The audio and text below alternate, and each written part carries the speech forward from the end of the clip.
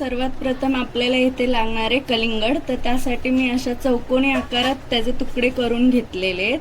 साधारणतः 1-2 खापचे तुकडे इथे 1 बाउल तुकडे करून घेतले. मी इथे पुदिन्याची 3 ते 4 पानं घेतलेली आहेत.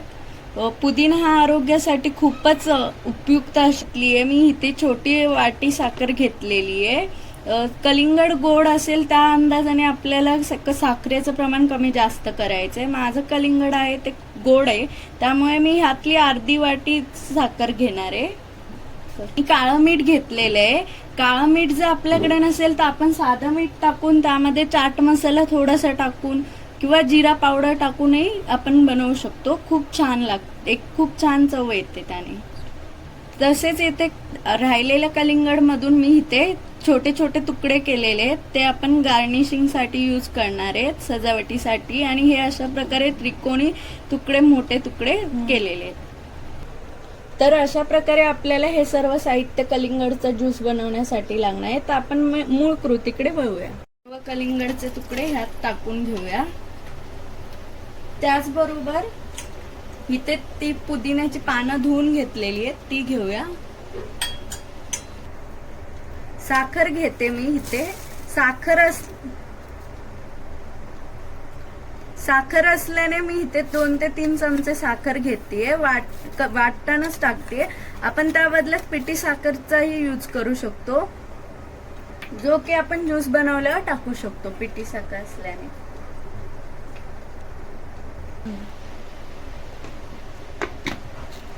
चला तर आपण वाटून घेऊया.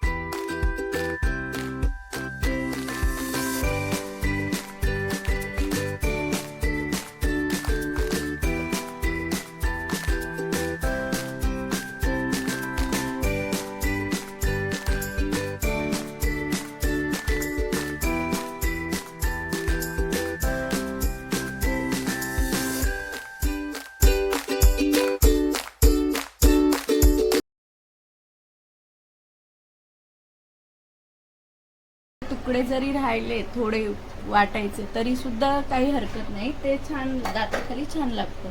तर मी आता हे गाळून घेणार आहे, त्यासाठी ही गाळण वापरणार आहे मी.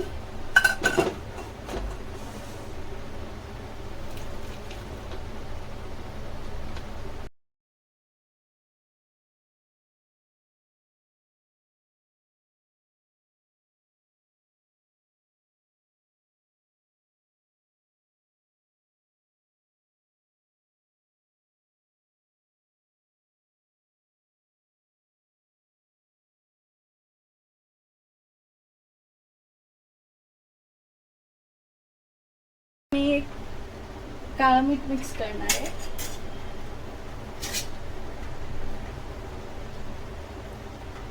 इथे मी अंदाजे ज्यूसच्या अंदाजाने मीठ घेणार आहे.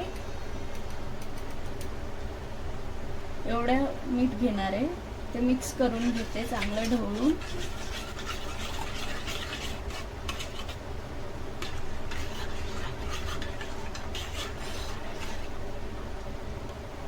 तर झालेलं आहे. अशा प्रकारे आपलं ज्यूस तयार झालेलं आहे. ते आपण सर्विंग बाउल मध्ये, ग्लास मध्ये काढून घेऊया.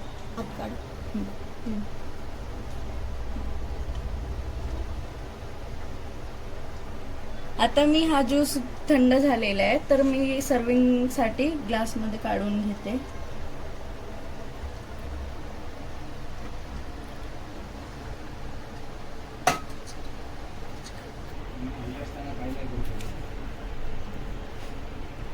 आता इथे मी कलिंगडाचे आपण छोटे बारीक तुकडे केलेले ते सर्विंग साठी टाकणार आहे ज्यूस मध्ये.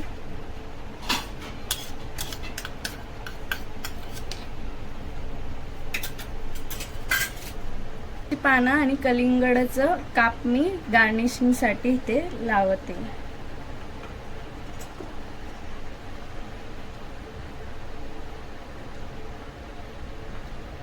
अशा प्रकारे आपलं ज्यूस तयार आहे. कलिंगडाचं मस्त थंडगार असं गरमीत ज्यूस तयार झालेलं आहे आणि फुल एनर्जी ड्रिंक आहे हे आपलं. कारण की कलिंगडामध्ये 92% वॉटर असतं, तर पाण्याने भरपूर युक्त असं हे ज्यूस तयार आहे.